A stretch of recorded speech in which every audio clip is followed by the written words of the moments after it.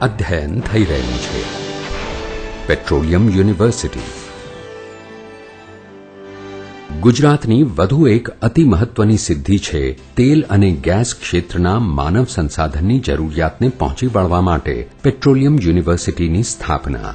Pandit Deendayal petroleum university કાયદો વિધાનસભામાં મંજૂર કરવામાં આવ્યો છે અને પેટ્રોલિયમ ટેકનોલોજીમાં ઇજનેરી અભ્યાસક્રમો તેમજ તેલ અને ગેસ ક્ષેત્રના મેનેજમેન્ટના અભ્યાસક્રમોની રજૂઆત કરી દેવામાં આવી છે. એમાં શંકાને કોઈ સ્થાન નથી કે ગુજરાત આજે ભારતનું બિનહરીફ પેટ્રો કેપિટલ છે. પણ હા, અમૃત મંથનની કથા ફક્ત ગુજરાતનું ભારતના પેટ્રો કેપિટલ તરીકેનું બિરુદ મેળવવા પૂરતી નથી. તે વચન આપે છે ભારતના ઇતિહાસમાં એક સોનેરી પ્રકરણ ઉમેરવાનું. કેજી બ્લોક કે જેનું નામ દીનદયાળ બ્લોક રાખવામાં આવ્યું છે, તેમાં ગેસનો એટલો જથ્થો છે કે જે એક સમૃદ્ધ અને સુમેળપૂર્ણ સમાજની રચના કરી શકે અને ગુજરાતે આ બ્લોકને ગરીબોના ઉત્થાન અને ગરીબી રેખાની નીચે જીવતા લોકોના સશક્તિકરણ માટે દેશને સમર્પિત કર્યો છે.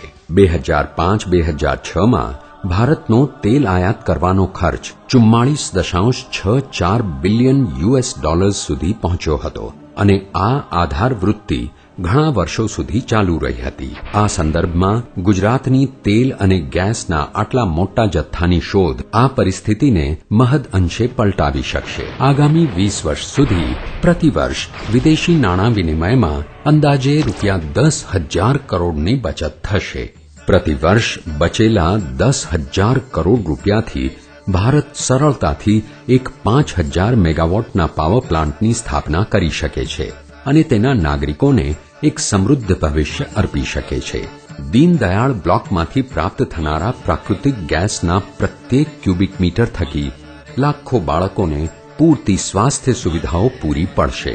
પ્રત્યેક નવી ખોજ ખાતરી આપશે કે તેઓ ક્યારેય ભૂખ્યા નહીં રહે. કેજી ક્ષેત્રના કૂવાઓની સંપૂર્ણ ક્ષમતાનો લાભ લેવાનો પ્રત્યેક પ્રયત્ન ગુજરાતને ફક્ત આર્થિક સદ્ધરતા મેળવવામાં મદદ જ નહીં કરે, બલકે ભારતને એક ઊર્જા સક્ષમ રાષ્ટ્ર બનાવવાની દિશામાં પણ મહત્વપૂર્ણ પ્રદાન કરશે. અને આજ દેશને ગુજરાતના દિવ્ય પ્રદાન સમી અમૃત મંથનની કથાનું તથ્ય છે. અને આ શક્ય બન્યું છે ગુજરાત રાજ્યના નિષ્ઠાવાન કર્મયોગીઓના શ્રેષ્ઠતમ પ્રયત્નો દ્વારા અને એક સાધારણ વ્યક્તિની અસાધારણ દીર્ઘદ્રષ્ટિ દ્વારા, જેનું નામ છે શ્રી નરેન્દ્ર મોદી. ગુજરાત ભારતના અર્થતંત્રનું અમૃત.